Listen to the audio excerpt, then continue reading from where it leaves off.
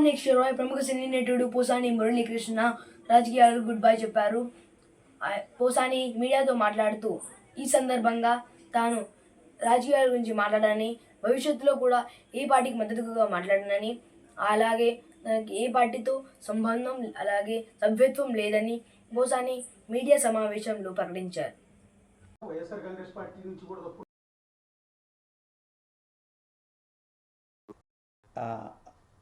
ఇంకా క్లియర్ అరటిపండు వదిలించినట్టుగా నేను ఈ దేశంలో ఉన్న ఏ పార్టీ గురించి ఇక నేను మాట్లాడను.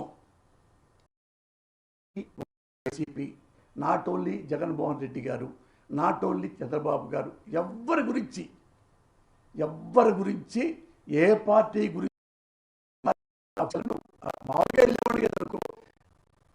ఏ వచ్చినా సరే టీవీలో వచ్చిన నా బ్రెయిన్లో వచ్చి రాజకీయ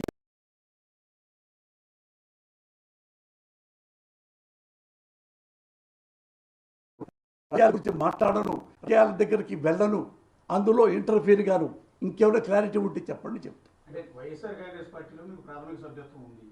లేదు, తీసుకోలేదు. ఇంతవరకు నా జీవితంలో ఏ పార్టీలో కూడా సభ్యత్వం నాకు లేదయ్యా. ఆ పార్టీ తరఫున మీరు మాట్లాడారు, ఆ పార్టీలో పోస్ట్ కూడా తీసుకున్నారు.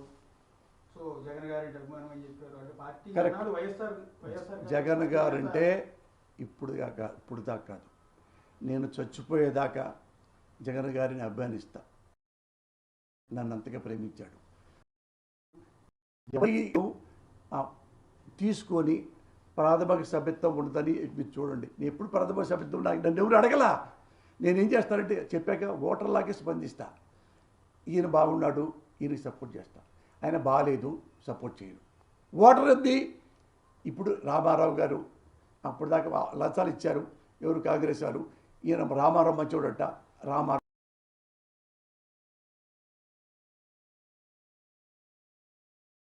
అదే. కాకపోతే మా అబ్బాయిల గురించి మాట్లాడడం చూడండి. దీనికి కొనసాగింపుగా ఒక మాట కూడా ఇస్తా. ఇంకొకసారి ఎప్పుడు నా బ్రెయిన్ బ్లాస్ట్ అయిపోయిందంటే, నా బుద్ధి,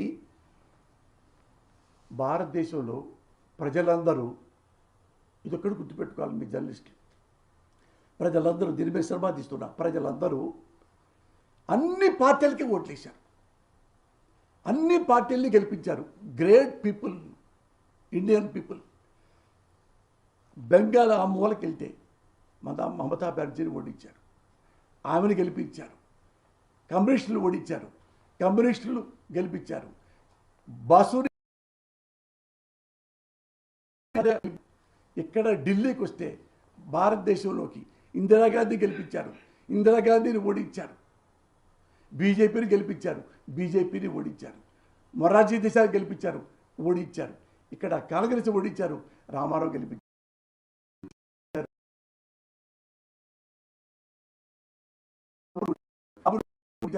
జగన్ గెలిపించారు, జగన్ ఓడించారు.